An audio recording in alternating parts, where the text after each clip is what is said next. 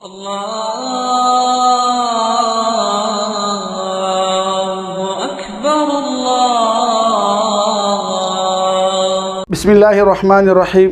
تعویذ کیا ہے اور تعویذ کا اثر کتنا ہے، یہ کس لیے استعمال ہوتا ہے، شریعت اس کے بارے میں کیا کہتی ہے۔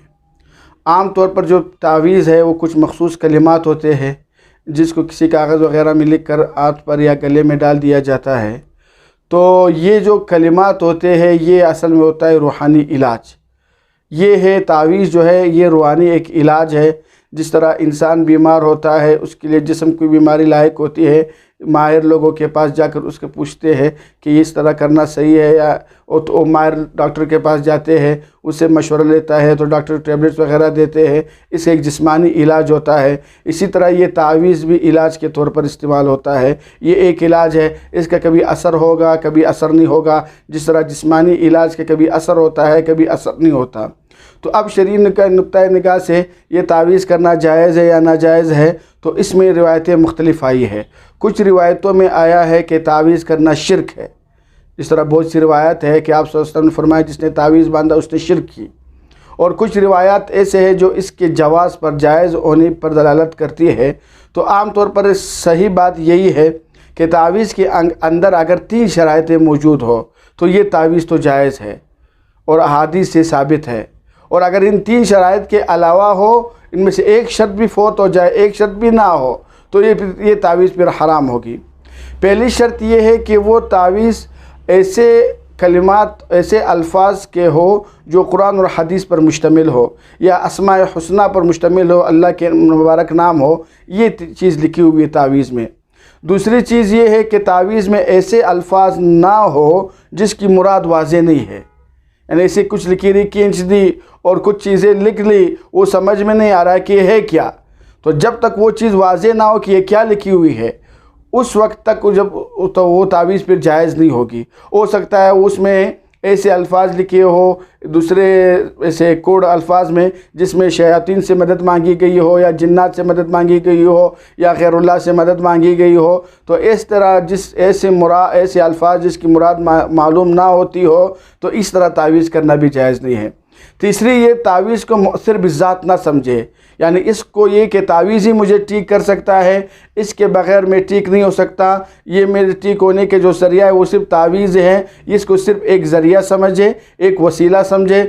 ٹھیک کرنے والی ذات اللہ کی ہے، چاہے وہ روحانی بیماری ہو یا جسمانی بیماری ہو، یہ جو بھی ہے وہ اللہ کی طرف سے آتی ہے۔ تو مؤثر بذات حقیقی وہ اللہ ہے، تعویذ نہیں ہے، صرف بطور علاج کے استعمال کر سکتے ہیں۔ تو اب جن روایتوں میں آیا ہے کہ یہ شرک ہے، اس سے مراد وہ شرکی الفاظ ہے، ورنہ بہت سے حدیثیں اس کی جواز کے قائل ہے۔ تو جو صحیح تعویذ ہے وہ جائز ہے، کیونکہ عوف بن مالک رضی اللہ عنہ فرماتے ہیں کہ میں نے حضور صلی اللہ علیہ وسلم سے پوچھا کہ یا رسول اللہ، کہ ہم پہلے زمانہ جہالت میں تعویذیں کرتے تھے، اب اس کے بارے میں اب شریعت کیا حکم دیتی ہے؟ تو آپ صلی اللہ علیہ وسلم نے فرمایا کہ تعویذ کرو جب تک اس میں شرک نہ ہو۔ تو مسلم کی یہ روایت واضح ہے کہ حضور صلی اللہ علیہ وسلم خود اجازت دے رہے ہیں کہ تعویذ کر سکتے ہو جب تک اس میں شرکیہ الفاظ وغیرہ نہ ہو۔ اسی طرح صحابہ کا ایک مشہور واقعہ ہے کہ صحابہ ایک جگہ سفر پر گئے، تو وہاں پر جو کافر بستی تھی انہوں نے ان کی ضیافت نہیں کی، مہمان نوازی نہ کی، صحابہ نے دور پڑاؤ ڈالا۔ اس کے بعد پھر ان کے سردار کو سانپ نے ڈس لیا، تو ان کے جو علاج تھے ان سے اثر نہیں ہوا۔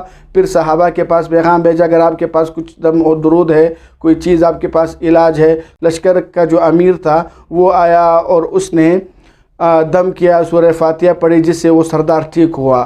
تو اب یہاں سے پتہ چلے کہ دم کرنا، تعویذ کرنا یہ جائز ہے، اور اس کے بدلے میں انہوں نے اس کو کچھ بکریاں بھی دی بلکہ کافی تعداد میں بکریاں دے دی۔ تو پتہ چلا کہ تعویذ پر جو پیسے حاصل ہوتے ہیں، جو صحیح جائز تعویذ ہے، اس کے پیسے بھی حلال ہے، وہ رقم بھی حلال ہے۔ اسی طرح اور بہت سی روایتیں ہیں کہ آپ صلی اللہ علیہ وسلم کے سامنے کچھ الفاظ پڑھے گئے، اور آپ صلی اللہ علیہ وسلم نے جب دیکھا کہ اس میں شرکیہ الفاظ نہیں ہے، تو آپ صلی اللہ علیہ وسلم نے اس کی اجازت دے دی۔ تو خلاصہ کلام یہ ہے کہ شرکیہ تعویذ تو حرام ہے، وہ کسی صورت میں جائز نہیں ہے۔ جو صحیح تعویذ ہے، صحیح تعویذ کا مطلب یہی ہے کہ جس میں یہ 3 شرطیں پائی جائے، یعنی وہ ایسے الفاظ نہ ہو جس میں غیر اللہ سے مدد مانگی گئی ہو، یا ایسے الفاظ نہ ہو جس کی مراد واضح نہ ہو، اور اس کو مؤثر حقیقی نہ سمجھے، صرف علاج کے طور پر استعمال کر لے، اور اس طرح اگر کوئی تعویذ کی جائے تو جائز ہے۔ اور ان شرطوں کے علاوہ ان شرطوں میں اگر ایک شرط بھی فوت ہو گئی، ایک شرط بھی نہیں رہی، تو وہ تعویذ کرنا پھر ناجائز ہے۔ القارعة ما القارعة وما أدراك ما القارعة